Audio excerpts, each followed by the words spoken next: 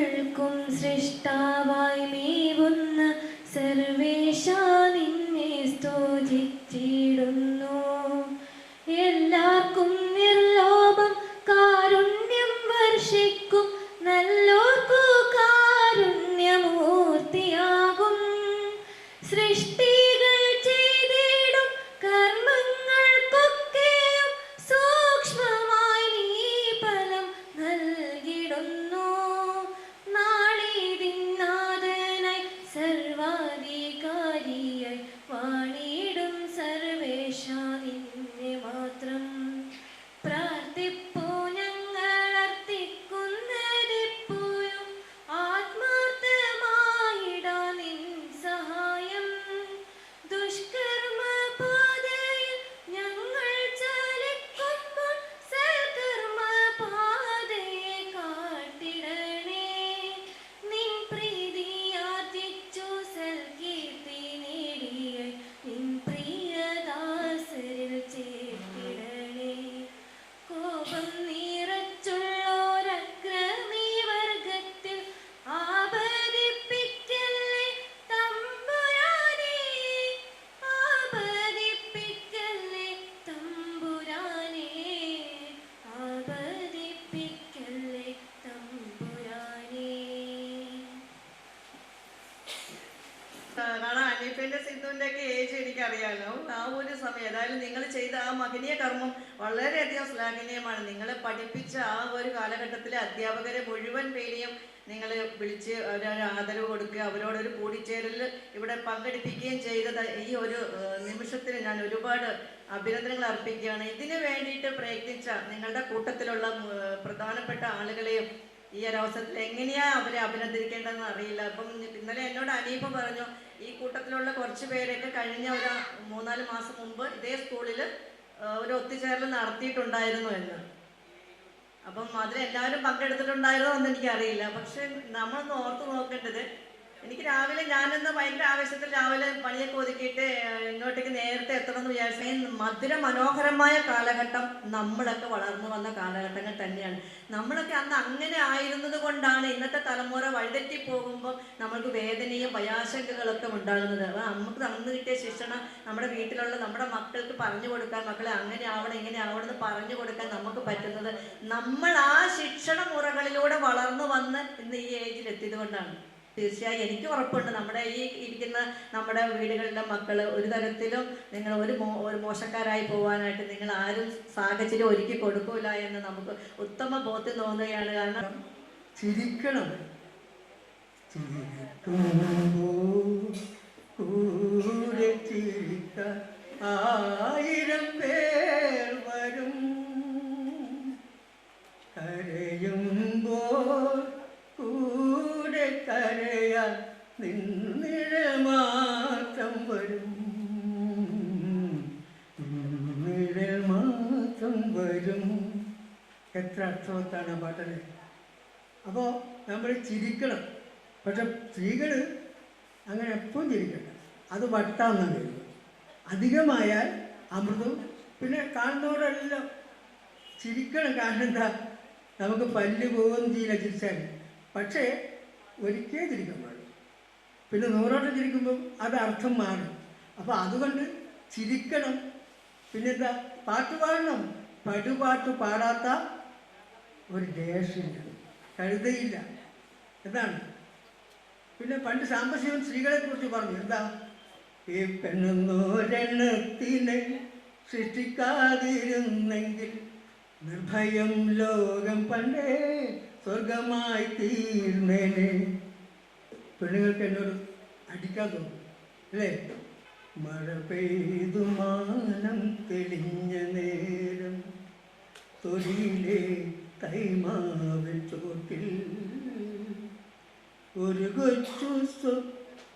കൊച്ചു കാറ്റിട്ടു വീണത് മാമ്പഴം ഒരുമിച്ചു പങ്കിട്ട ബാല്യകാലം. ഒരുമിച്ചു പങ്കിട്ട ബാല്യകാലം അല്ലേ. ആ ബാല്യകാലം നമുക്ക് എപ്പോഴും ഓർമ്മ നൽകുന്നതാണ്. എന്നെ ക്ഷണിച്ച ഇതിന് സംഘാടക ഒരു പ്രത്യേകം നന്ദിയും കടപ്പാടും അറിയിച്ചുകൊണ്ട്, പ്രിയമുള്ളവരെ, നമ്മളൊക്കെ ആ 1-ാം ക്ലാസ്സിൽ നിന്നും ഇന്ന് ഏകദേശം 6 വയസ്സിൽ നിന്നും ഇന്ന് 50ന്റെ നിറവിലേക്ക് കടന്നിരിക്കുകയാണ്. എനിക്ക് നിങ്ങളോട് പറയാനുള്ളത്, ആ 6-ാം ക്ലാസ്സുകാരൻ്റെ അല്ലെങ്കിൽ 6-ാം ക്ലാസ്സുകാരിയുടെ ആ നിഷ്കളങ്ക മനസ്സും ആ നിഷ്കളങ്ക സ്നേഹവും ആത്മാർത്ഥതയും ഞങ്ങൾ ഒരിക്കലും കൈവിടാൻ പാടില്ല. അതാണ് നമ്മുടെ വ്യക്തിത്വം. നമുക്കറിയാം, നിഷ്കളങ്ക ബുദ്ധിയിൽ മോശമായിട്ടൊന്നുമില്ല. നമ്മുടെ സ്വയം ബുദ്ധി പ്രവർത്തിക്കുമ്പോഴായിരുന്നു നാം പല മോശം പ്രവൃത്തിയിലേക്ക് നീങ്ങുന്നത്. ഒരു 18 വയസ്സ് വരെ നാം അച്ഛൻ്റെയും അമ്മയുടെയും ഗുരുജനങ്ങളുടെയും ശിക്ഷണത്തിലായിരുന്നു. അത് കഴിഞ്ഞതിന് ശേഷമാണ് പലരും പല സ്വഭാവങ്ങളും കാണിക്കുന്നത്. ഉദാഹരണമായി മദ്യപാനം, പുകവലി എന്ന് തുടങ്ങി മറ്റനവധി ദുശ്ശീലങ്ങളൊക്കെ നമ്മുടെ ബുദ്ധി പ്രവർത്തിക്കുമ്പോഴാണ് നാം തുടങ്ങിയത്. ഒരിക്കലും അഭിലഷയമല്ലാത്തൊരു സംഗതിയാണ്.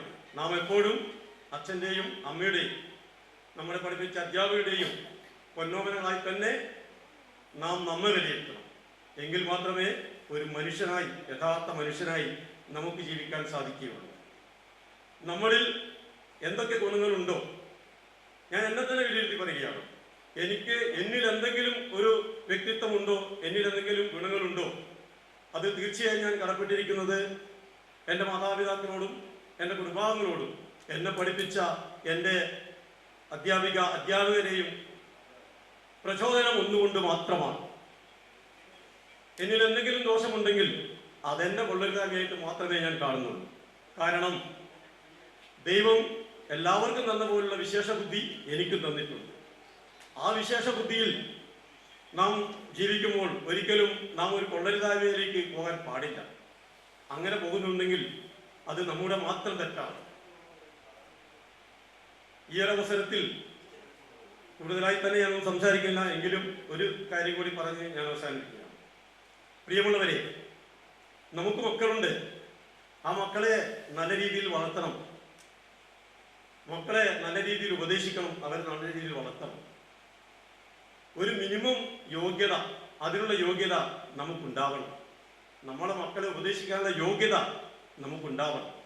അങ്ങനെ ഉണ്ടാവണമെങ്കിൽ നാം എന്താണോ മക്കളെ ഉപദേശിക്കുന്നത് ആ രീതിയിൽ ജീവിച്ചു കാണിക്കാൻ നമ്മൾ തയ്യാറാവണം.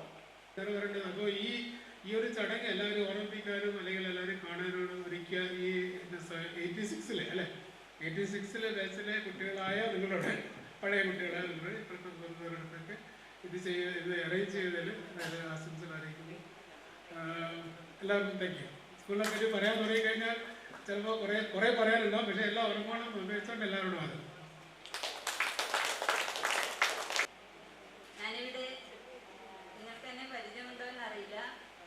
പുരുഷോത്തൻ മാഷിൻ്റെ ഭാര്യയാണ്. പക്ഷേ ഇവിടെ ഞാൻ കുറച്ച് വർഷം അധ്യാപികയായി ജോലി ചെയ്തിട്ടുണ്ട്. കഴിഞ്ഞ 2024 ഇവിടെ നിന്ന് റിട്ടയർ ചെയ്തു. അപ്പോൾ ഇങ്ങനെയൊരു വിപുലമായ ചടങ്ങ് നിങ്ങൾ സംഘടിപ്പിച്ചതിൽ അതിയായ സന്തോഷമുണ്ട്. എല്ലാവരെയും കാണുമ്പോഴും ഇപ്പോൾ ഇവിടെ മുന്നേ പ്രസംഗിച്ചവരെല്ലാം പറഞ്ഞതുപോലെ വളരെ സന്തോഷമുള്ളൊരു കാര്യമാണ്. അപ്പോൾ കൂടുതലൊന്നും പറയുന്നില്ല. നിങ്ങളുടെ ഈ പരിപാടിക്ക് സന്തോഷപൂർവ്വം സ്നേഹപൂർവ്വം ആശംസകൾ അറിയിക്കുന്നു.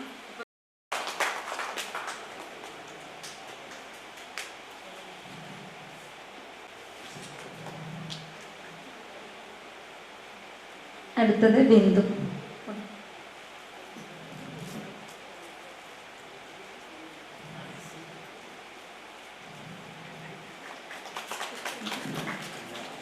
അടുത്തത് ശ്രീ കുട്ടിക്കൃഷ്ണൻ മാസ്റ്ററാണ്. മാസ്റ്റർക്ക് പൊന്നാട അണിയിക്കുന്നതിനായി ഖലീഫയെ ക്ഷണിച്ചോളും.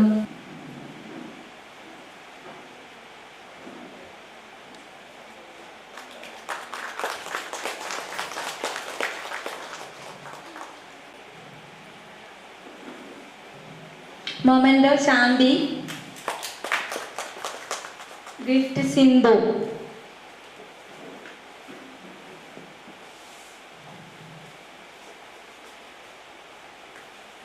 സിന്ധു.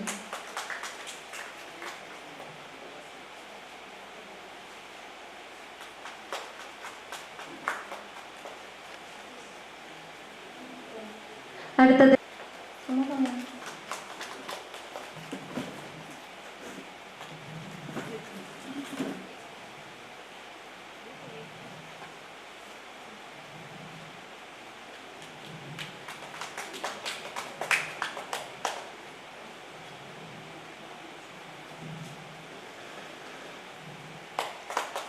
അടുത്തത് അമ്മണി ടീച്ചറാണ്.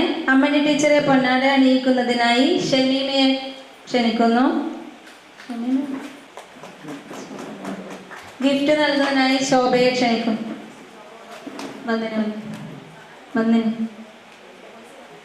നബി സാഹിബ് അല്ല വന്നിട്ടുണ്ട്.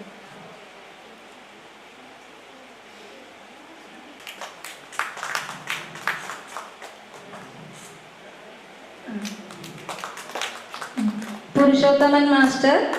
അടുത്തത് രാജേഷ് പെരിങ്ങളായി. Memento Rajesh TV.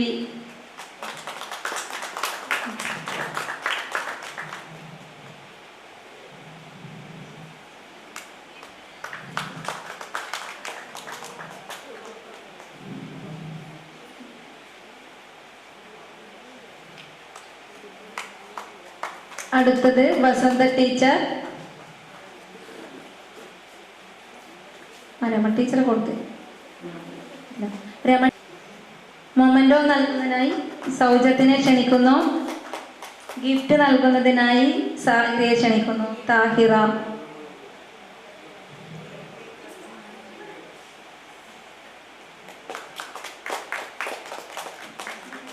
ഇല്ല, അത് എഴുതിയത് ഇവരില്ലാത്തതുകൊണ്ട് മാറിയതാണ്.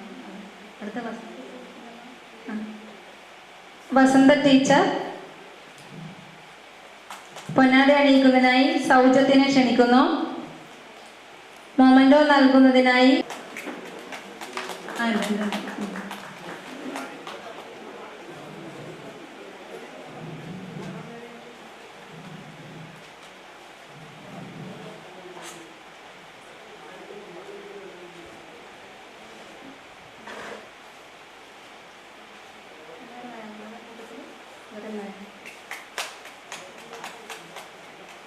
അടുത്തത് പ്രേമ മാസ്റ്ററാണ്. പൊന്നാട അണിയിക്കുന്നതിനായി രാജേഷ് ഉണ്ടാവാനും വിളിച്ചിട്ടില്ല. അതെ, പ്രിയെല്ലാം ഫസ്റ്റ് കൊടുത്തില്ലേ? പ്രേമ മാസ്റ്റർ. അതായത് ഇപ്പൊ രാജേഷിനെ വിളിച്ചിട്ടില്ല.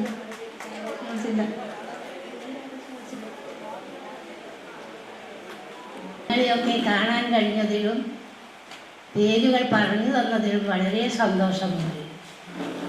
പേരൊക്കെ മറന്നു പോകുന്നേ. എന്തെല്ലാം കുട്ടികളെ, എത്ര നല്ല കുട്ടികളെ. ഇതൊക്കെ തന്നതിലും സന്തോഷമുണ്ട്.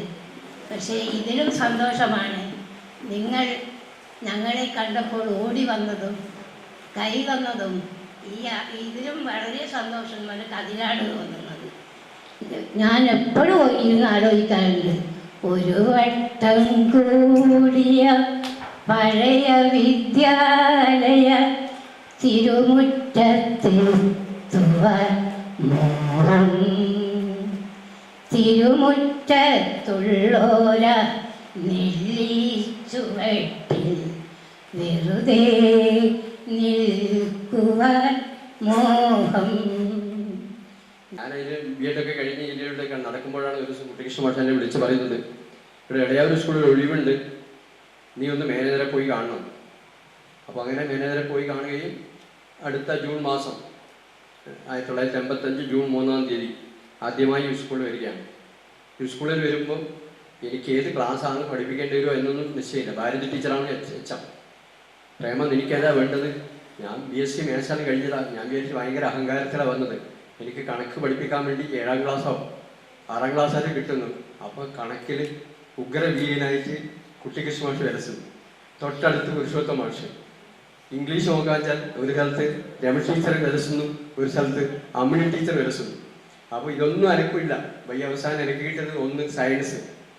ശാരദ ടീച്ചർക്ക് എന്തോ എന്നോട് അലിവ് തോന്നും. ശാരദ ടീച്ചർ പറഞ്ഞു 5ാം ക്ലാസ്സിൽ കണക്ക് പ്രേമന് കൊടുക്കാൻ തോന്നും, ഓൻ കണക്കിൻ്റെ ആളല്ലേ എന്ന് പറഞ്ഞാൽ അങ്ങനെ ആദ്യമായിട്ട് എനിക്ക് കണക്ക് പഠിപ്പിക്കാൻ 5ാം ക്ലാസ്സിലുള്ള അനുവാദം കിട്ടിയത് ശാരദ ടീച്ചറിലൂടെയാണ്. എനിക്ക് ആരെയും കാണാനോ ബന്ധപ്പെടാനോ കഴിയുന്നില്ല. എൻ്റെ വയസ്സായി. എന്തായാലും 68 മുതൽ 2002 വരെ, 1968 മുതൽ 2002 വരെയുള്ള ദീർഘകാലം ഞാനിവിടെ അധ്യാപകരായിട്ട് ജോലി ചെയ്തിട്ടുണ്ട്. ആ സമയത്തുള്ള സൈഡ് ടീച്ചറാണ് പറഞ്ഞത്. സൈഡ് ടീച്ചർ വരുമ്പോൾ ഞാനിവിടെ വർക്ക് ചെയ്യുന്നുണ്ട്. അപ്പോൾ അതിനുശേഷമാണ് ഇവരൊക്കെ ഇവിടെ വന്നത്. ആ സമയത്തുള്ള സ്കൂളെല്ലാം നിർത്തിയ സ്കൂൾ. അന്നുണ്ടായിരുന്ന സാഹചര്യമല്ല ഇന്നത്തെ സാഹചര്യം. വിദ്യാഭ്യാസ മേഖലയിൽ ഒരുപാട് മാറ്റങ്ങൾ ഉണ്ടായിട്ടുണ്ട്. അതിനനുസരിച്ചുള്ള മാറ്റം ഈ വിദ്യാഭ്യാസ സ്ഥാപനത്തിനും ഉണ്ടായിട്ടുണ്ട്. സംഗമമാണ് ഇവിടെ ചേർന്നിട്ടുള്ളത്. ഇതിന് മുൻകൈയെടുത്ത് പ്രവർത്തിച്ച എല്ലാ വിദ്യാർത്ഥികളെയും, അതോടൊപ്പം ഇതിന് കൂട്ടുനിന്ന സഹകരിച്ച എല്ലാ വിദ്യാർത്ഥികളെയും ഞാൻ ആദ്യം തന്നെ ഇന്നത്തെ സ്നേഹോപകാരവും സ്നേഹാദരങ്ങൾക്കും എല്ലാം നന്ദി. ഇത്ര മാത്രമേ ഞാൻ പറയുന്നുള്ളൂ, അതൊന്നും പറയുന്നില്ല.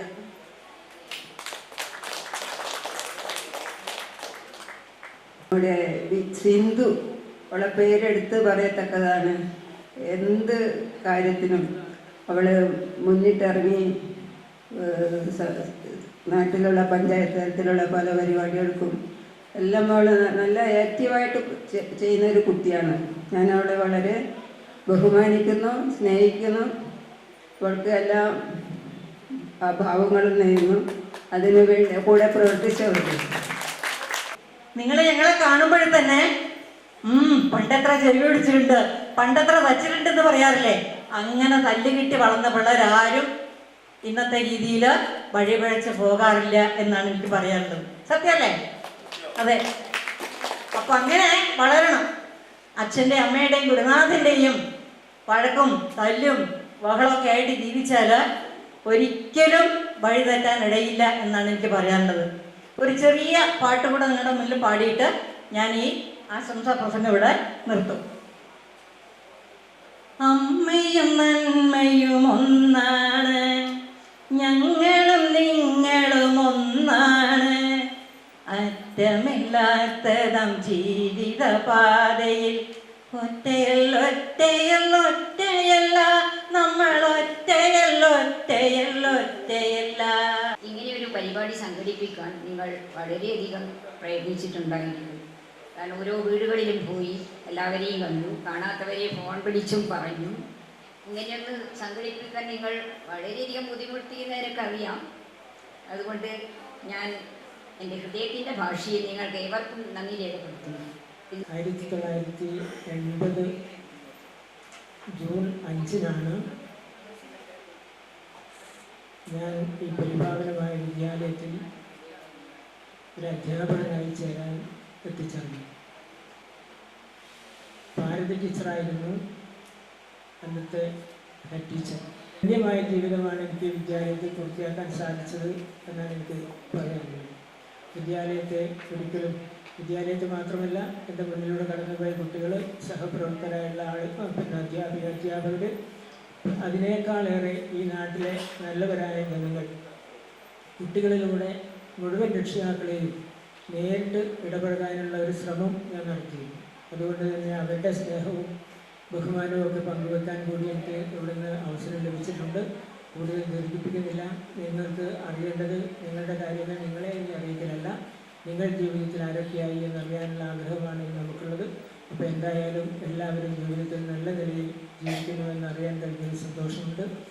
പിന്നെ നിങ്ങളുടെ കുടുംബത്തിൽ സ്നേഹവും സമാധാനവും പരസ്പര വിശ്വാസവും കാത്തു സൂക്ഷിക്കുന്നതോടൊപ്പം തന്നെ മക്കളെയൊക്കെ നല്ല ശീലങ്ങൾ വളർത്തിക്കൊണ്ട് മുന്നോട്ട് കൊണ്ടുപോകാൻ നിങ്ങളെ സർവേശ്വരൻ സഹായിക്കട്ടെ എന്ന് ആശിക്കുന്നു.